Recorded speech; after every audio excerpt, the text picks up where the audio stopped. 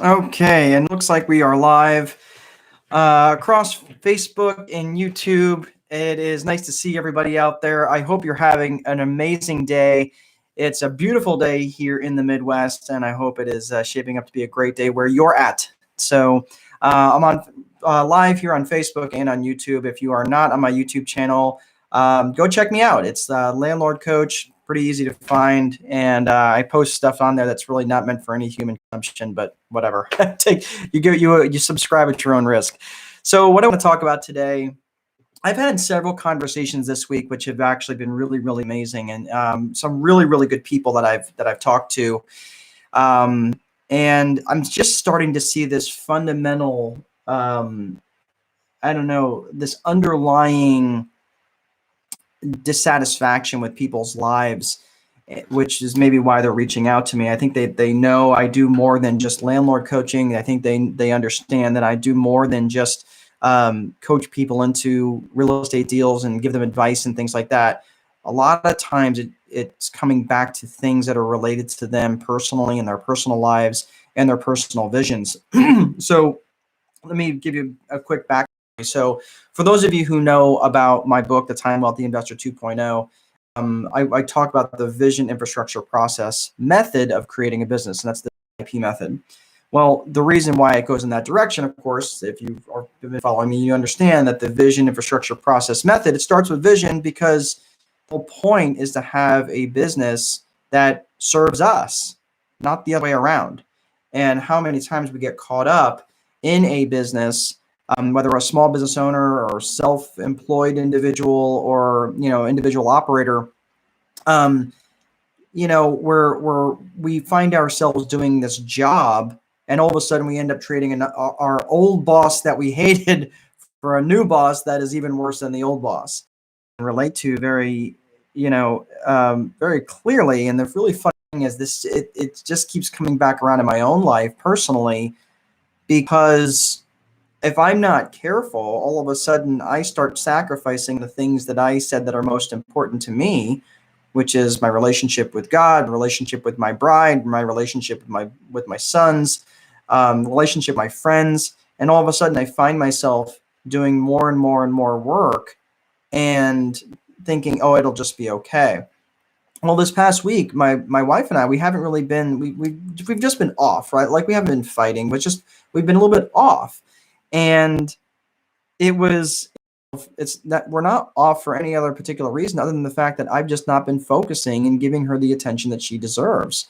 And I've been working a lot more. I'm a little, I'm kind of a little bit freaked out about the what could be coming down the pipeline for the economy. So naturally, I get stuck on stupid and just start finding a new, even though it's not necessarily delivering my vision for me. I'm not doing the things that I'm coaching other people to do, right?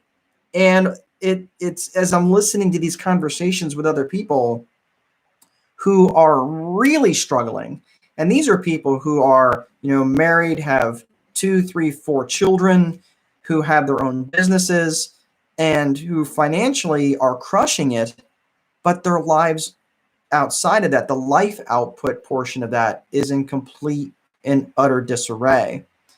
And this isn't an indictment of anybody I spoke to specifically. It's been this fundamental thing that I've, over the past week and a half of conversations I've had, and I've had no shortage of conversations, probably about 15 different conversations with different people who were originally reaching out to me for advice on one thing and then found out really what I'm about. And I was saying, well, look, what is it you're doing this all for in the first place? If you've got this online business that's making you, 5 figures a month, what is it that you're trying to accomplish? That's great. And okay, fine. So you're crushing it, on that side of it, but all of a sudden you find yourself doing this job that is not fulfilling. It's not anything that you really are enjoying, and you're just doing it for money, but it's taking you, so you're making more money, but it's taking you away from the things that you really truly say that you value. Well, here's the litmus test. If it's something you really value, then show me your calendar. Go ahead, I'll wait. Open up your phone, for those of you who are still analog and you like to use a paper calendar, open up your calendar. Look in your calendar and see if anything that's on there is really something that you really value. Now, maybe you don't budget for the time that you're spending at work. Okay, well, maybe you should. Maybe you should do that. Maybe start taking account of that. And here's the really interesting thing. Nothing is more brutally honest than your calendar. Nothing. And that's even my own calendar. As I'm looking at it, this isn't coming from a place of judgment. This is more coming from a place of confession, because this past week I wasn't valuing the things that I said that I really valued. I was spending way more time at work than I should have been, and not spending enough intentional time with my bride. And as a result, we're a little disconnected. Now I get to change that, right? I get to change that. And because of the whole COVID thing, our sons aren't staying with us right now. They're staying with my bride's parents, but we haven't really been that super intentional about being and staying connected with them.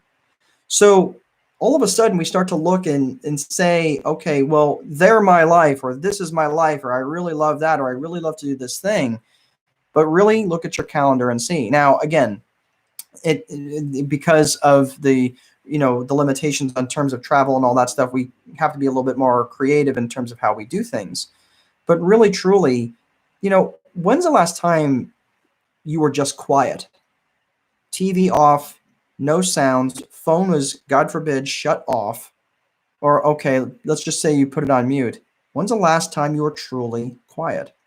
And what's the last time you really defined what's really, truly important to you?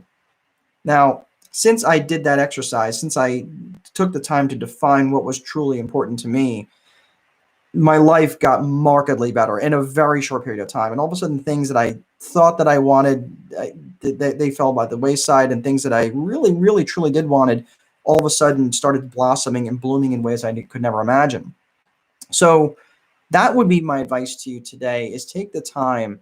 And I know we're all trying to hustle out there. I know some people are really worried about, they're like, yeah, Mark, that's great. But right now, my only vision is to make sure that I get food in the refrigerator, which I totally get that. I do.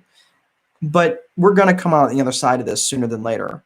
And what I don't want is for all of us to be stuck on stupid like I am, or I was at least this week, focusing on all the things that eventually, when this all drops off, is that going to be my default setting for when things get back to normal? And it could be a few months.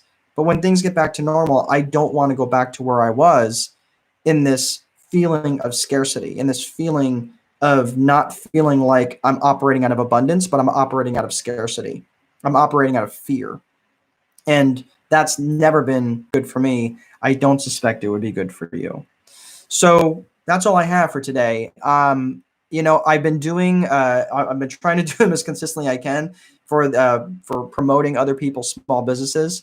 And that's taken up a lot more time than I expected. But again, maybe it's helped a few people out. I hope it has. For those of you who would like me to help showcase if you are self-employed and you have a skill, or even if you're just out of work or you don't have enough work, or really just looking to go do something that's out of your house and maybe help someone out, reach out to me. I'll be happy to share it here on my page, and I will do all I can to help keep the wolf from the door for you. That's all I have. Please remember, if you place a value on your free time, or if you don't place it, oh man, I'm getting my own tagline wrong.